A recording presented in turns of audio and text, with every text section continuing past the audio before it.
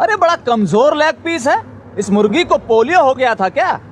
अरे 5 रुपए में क्या हाथी का लेग पीस मिलेगा? चुपचाप खा ले। अच्छा ठीक है, ज्यादा ताव मत खाओ यार। पंखा चलाओ, बहुत गर्मी लगी है। बट कमजोर है लेकिन है बहुत बढ़िया।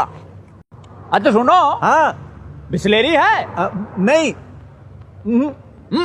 एक्वाफिना? ये क्या होता है भाई? यार उल्लू आदमी है, बाइगोट कुछ मालूम ही नहीं है इसको यार। हाँ? अरे थोड़ा पानी दो, हमको हाथ धोना है।